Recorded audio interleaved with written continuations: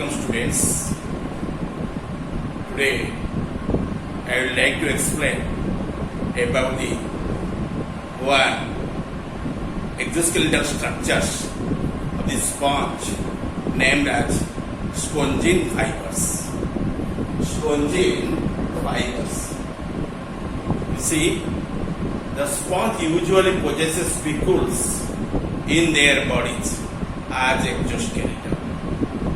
After the spicules, the body of the sponges also exhibits spongin fibers. The spongin fibers comprises the one type of protein that is called as the scleroprotein, also called as spongins. Spongins are the derivative structures which are derived from the spongin fibers. Spongin is an organic, horny, elastic substance consisting of scleroprotein that rich in sulfur and chemically similar to collagen fibers on your sericin fibers. It is equivalent with the collagen and sericin. Which one? The spongin. And collagen and spongin and sericin, these are all the what? Your organic proteins. They are available in the organisms. Okay? These are the bioproteins also. However, your spongin, generally it is the derivative of the spongin fibers, and generally they are synthesized by the one type of cells. These are called as spongioblasts. Spongioblasts generally synthesizing the spongins. And no doubt, spongin is an organic, horny, elastic substance consisting of scleroprotein that rich in the sulfur and chemically similar to the collagen and sericin. After the presence of the scleroprotein and sulfur, it also contains hydroxyproline and your glycine in a large proportion, and also contains after these your glucosamine, glucose, galactosamine, galactose, mannose, fructose, arginose and uronic acid. These are the constituents. By them generally the spongin fibers is formed up, because in the spongin not only you find the scleroprotein in there, after the scleroprotein you also find that sulfur also be present as about that manner. Okay, what are the ingredients? You see, in the spongin you must find the scleroprotein, then you find the sulfur. Not only this much amount of the chemicals would be remaining in there. After these, and also spongin comprises hydroxyproline and your glycine, okay, and also present along with them the glucosamine, glucose and galactosamine and galactose, mannose, fructose and arginose and uronic acid. These are the ingredients. By them generally spongin is formed up. If the spongin is formed, automatically it will be constitute the spongin fibers along with the spongioblast. Spongioblast is the mother origin of the spongin. Actually, your spongin generally comes from the body of the what? Spongioblast. Spongioblast generally synthesizing the spongin, okay, and which is one type of scleroprotein, and along with the scleroprotein in there you find the sulfur, and also you find different types of chemicals like the hydroxypyrrolene and glycine. Then you find there glucose, glucosamine, galactose, galactosamine, and also mannose, fructose, arginose and uronic acid there. I repeatedly to explain the contents of your spongin, and by them the spongin is formed up and spongin is insoluble in water and acids. It is not dissolved easily in water as well as in the acids. It is soluble in the alkaline fluids like the potassium hydroxide called as the KOH. In it is also dissolved. It is chemically very inert and cannot be digested by the digestive enzymes of the other organisms. It is also considered as the one exoskeleton. Remember, your spongin fiber is also be considered as one exoskeleton like that of the your spicules in case of the sponges. Okay, let us know about the your structure and growth. The spongin fiber structure and its growth. The spongin fibers are made up of an axial core or medulla, and that is 10 to 15 your micron wide and surrounded by the helical coil elementary fibrils that are secreted by the your spongioblast cells and derived from the mesenchymals. Before I stated to you, your spongin fibers as well as spicules should be remaining in between the two walls at the time of forming the body wall. Suppose you consider it is one wall of the sponge. Okay, in that sponge you find two layers remaining there. Suppose this one is the body wall of the sponge. Body wall of sponge. Okay, in map here, it is the one layer, it is another layer. And in between them you find the space is present. That is called as mesenchymum. That space is named as mesenchymum. CHYME. Okay? That means mesenchymum origin to the your what? Your spongioblast or spongioblast. Spongioblast generally derived from the mesenchymum. And spongioblast ultimately constitute the spongin fibers along with the sponge.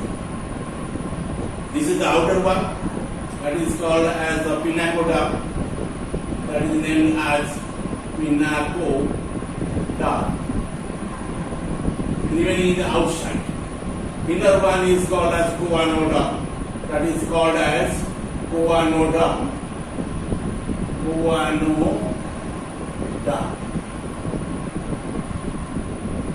The choanoderm is the inner lining layer. It is constituted by the choanocytes, and another layer remaining in the outside, that is called as pinacoderm. It is constituted by the pinacocytes.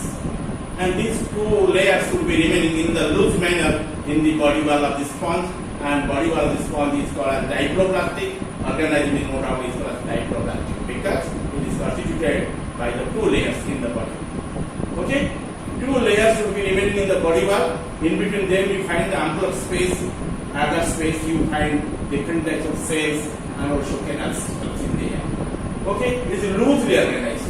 The body wall of the sponge is loosely organized, and in that space you must find different type of cells, amoeboid cells and your spongioblast cells. They would be remaining in there along with the spicules, which are constituted by the calcium carbonate and also your silicon oxide. And xyloblast and your calcareoblast cells also be available in there. These are the modifications of the your pinacocytes and choanocytes in there. And those cells will be modified into different forms. Originally, in its body wall, you find two types of cells. One is called as pinacocytes, other one is called as choanocytes. And pinacocytes generally constitute the outer lining layer, that is called as pinacoderm. And choanocytes generally constitute the outer lining layer or inner lining layer, that is called as your choanoderm. Again, listen regarding the field. And in its body wall, you must find two sub-layers. One sub-layer beginning towards the outer side, and that one constituted by your pinacocytes. Pinacocytes constitute the pinacoderm, and choanocytes constitute the choanoderm. Choanoderm remaining inner side, and pinacoderm remaining in the outside. In between them, you find one piece space area that is called as mesenchymum. In mesenchyme, you find some derivative cells which are derived from the pinacocytes and choanocytes, and they are ultimately converted into the different type of cells. They are named as amoeboid cells and spongioblast cells, and those cells will be fill that gap along with the canal systems. Canal system not to be ramifying in these areas. Okay? And you see number of spongioblast cells which are remaining in the series manner and secreting the spongin and constitute one fiber-like structure that is called as spongin fibers. They are run from left to right, you have seen, and the cells you can notice in there in the back of those are cells of the what? Or the your spongioblast cells. 1, 2, 3, 4, 5, likely 5 number of cells are there, and every unit they are remaining, and on it the fibers will be developed that will remaining from by elongated manner from one side to the other side. Okay, and that derivative structure is known as what? Your spongin fibers. Okay, the spongin fibers made up of your axial core of the core or medulla, and that is 10 to 15 micron wide and surrounded by the helically coiled and elementary and fibrils that are secreted by the spongioblast cells derived from the mesenchyme. And spongioblast cells arrange themselves in the rows and develop a vacuole within which the spongin material is collected, and laterally the spongin secreted by each spongioblast cells and fuses with the neighboring cells and forming the long fibers you have noticed on the blackboard surface. Spongin fibers and then form a meshwork of the provide and the harness to the your sponge body. Okay, and spongin is a substance type of the substance. They are also interwovening in there and constitute one fibrillar bodies, and that spongin fibers then form a meshwork in there to provide the harness to the sponge body. And sponge body generally getting the what? The mechanical support by the spongin fibers. That means spongin fibers. Which fibers? Spongin fibers giving the mechanical support to the sponge. Okay, and this is the your leading expression regarding about the your what? Your spongin fibers. Okay, and again recall some points to you through the different headings, your structures and growth and developments. Through them I will explain in detail, and shortly again I shall explain you your spongins is insoluble in water and acids. It is soluble in the alkaline fluids like the potassium hydroxide and chemically called as KOH, and it is chemically very inert and cannot be digested by the digestive enzymes of the other animals. It is also considered as the exoskeleton. However, and these spongins fibers generally comprises these spongins, and spongins are the scleroprotein-like substances, and spongin is an organic and also horny elastic substance, and no doubt it is consisting of the scleroproteins and that rich in the sulfur, and chemically similar to collagen and your sericin.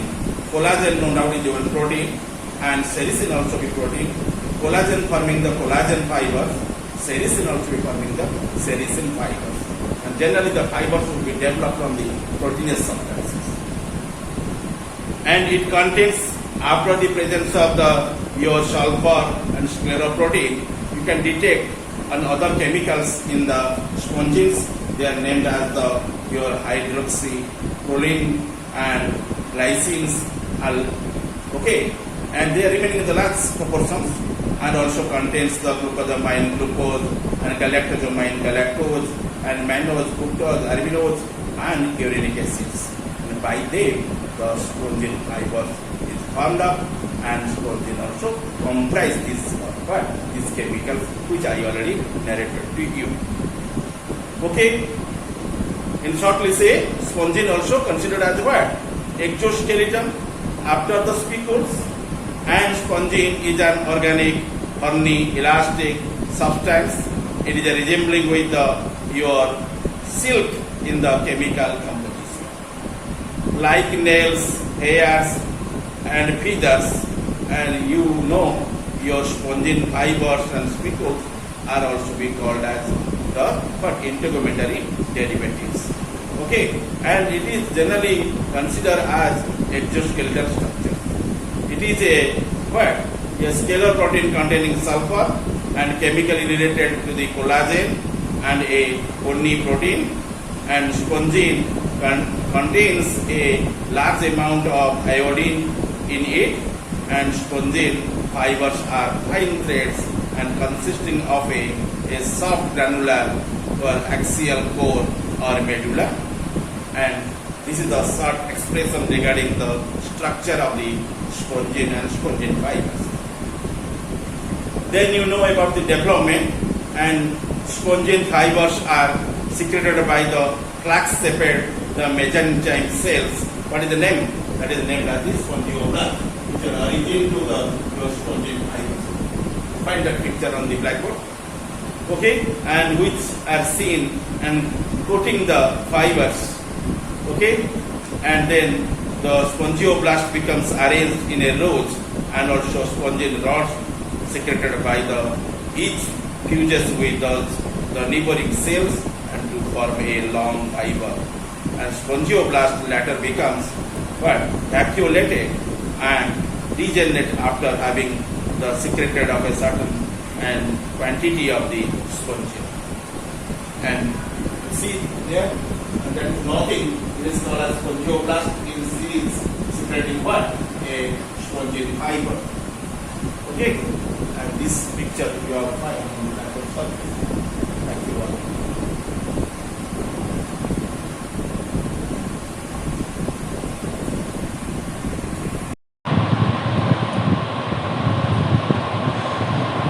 Students, I have not lost your more time in here.